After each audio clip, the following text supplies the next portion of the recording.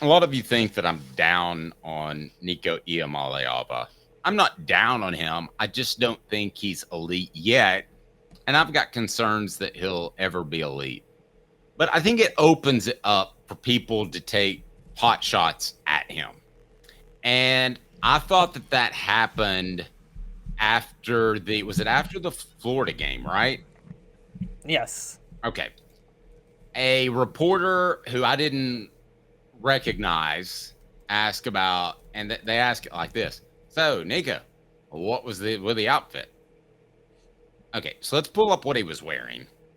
And this to me is just not even, it shouldn't be a talking point to him. It shouldn't be a question asked at a press conference. All you have to do, we all have phones. If you're curious about what that was, this isn't 1978. Google it.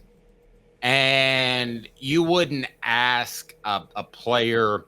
You know, I've seen players. Now, you could, if you want to go back where they have to wear suit and ties, that's fine.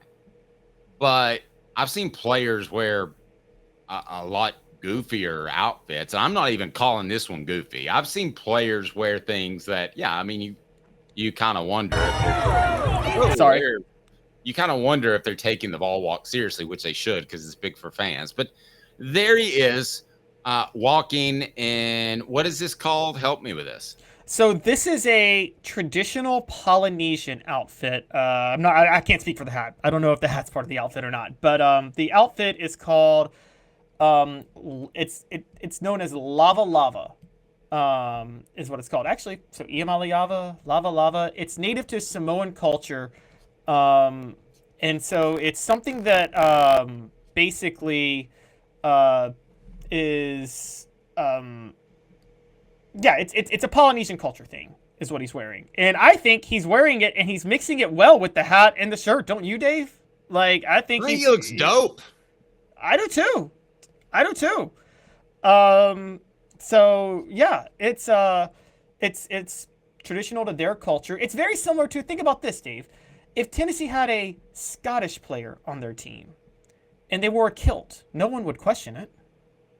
Yeah, and there apparently was more of a reaction on social media than I even thought. Some people have already started to comment on it. Maybe him tweeting out that he is honoring his heritage during the ball walk would have calmed all the BS down. When I saw it, I just naturally assumed it was a Polynesian thing. I'm Scotch-Irish, so what are those things called? Kilts? The kilts, yeah. Yeah. No one would have to address wearing a kilt if they were Scottish. Right. And I'm just glad that nobody asked him, are you wearing anything underneath the lavalava? Because you're not supposed to wear anything underneath the kilt. Oh, I didn't know that. I thought you, okay. Yes. But no one, that may have been the young lady's follow-up question. I don't know. They only talked for like 3.5 minutes. So, and she took up time to talk about his game, and he was uncomfortable with it.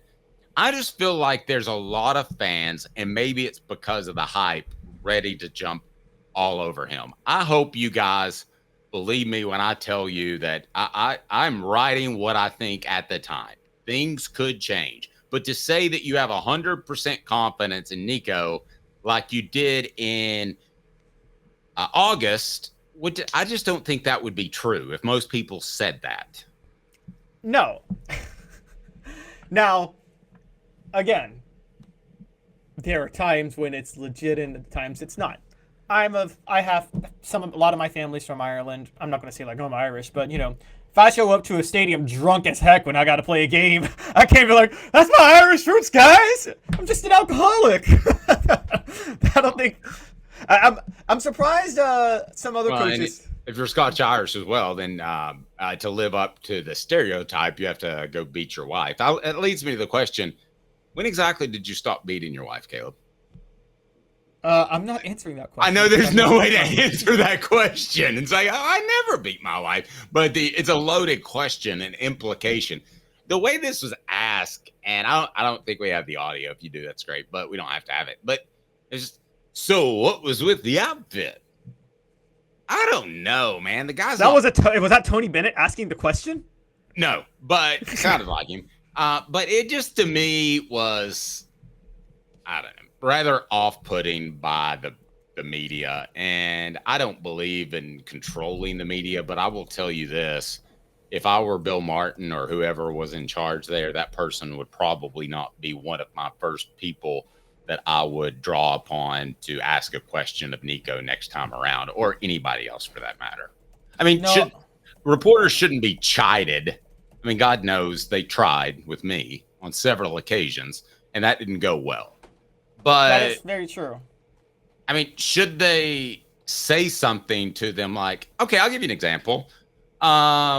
Chris Leak wasn't available to play the week of, oh, we didn't want to do interviews the week of the Florida game. So, I mean, I'm sorry, CJ Leak. So he's playing his brother, Chris Leak, even though CJ wasn't starting. So I wrote as part of my notebook that Chris Leak won't be taking, that CJ Leak won't be doing any interviews because of the matchup against Florida. So a sports information person came to me and said, I felt like that was a real pot shot. I mean, no, it was just a fact. So I don't believe in chiding reporters. And I'm usually pro media, guys, but I would have probably said something if I was Bill Martin or somebody. I just thought that was out of line. If you ask the question along this line, if you said, I noticed you're wearing a lavalava. Is that what you call it? Yeah, lava. Is that to honor your heritage? That's way different than what's with the outfit. Yeah, that's true. I mean, and it is kind of like maybe she thought she was trying to give him. She knew about it, but she thought it'd be cool to give him a chance to explain it to people. But you're right. It's like sometimes you don't have to ask these questions. It's kind of a Google situation. It kind of reminds me of. So I don't like asking uncomfortable questions when there's an obvious answer and you make someone give them an uncomfortable answer. A similar one, Dave. I'll give you just a quick story that's not even heritage related. The 2005 Tennessee LSU game when Eric Gaines was benched and Rick Clausen came in, right? Rick Clausen leads to come back, wins the game. Holly Rowe at the end of that game is interviewing Fulmer, and she goes, "Coach, what helped you make that decision to start Rick Clausen and stay with him?" Well, you know what helped that decision to start Rick Clausen. We all know it. You know what I mean? You're going to make Fulmer, like, throw his quarterback under the bus in that moment, like, when we all saw it. I don't think that's an answer Fulmer. I mean, Fulmer, when Nick Saban did that whole, I'm not going to do that, so quit asking. That would have been a moment to possibly do it. Because, well, I thought, too, I will add this. I thought, too, that Holly in that particular instance might have known something because Eric Ainge still has neck issues from getting thrown into the goalpost. I think that was half a benching and half he was hurt. Now, I didn't know that. I didn't know that until about 10 years ago, just FYI. But I didn't know that either. And I know he got, I mean, there was some. I mean, he still, God bless him, just does this, like wrenches his neck a lot.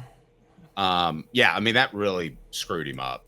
He's got a pinky that's completely sideways and all that good stuff. So, yeah, he jammed his pinky before the first opener of 2007, right? Yeah, and it looks like an S, like the letter S. By the way, and finally, Tennessee picked up a big transfer this year in Igor Milicic Jr. from Croatia. Just to make this more fun, I think Igor Milicic Jr.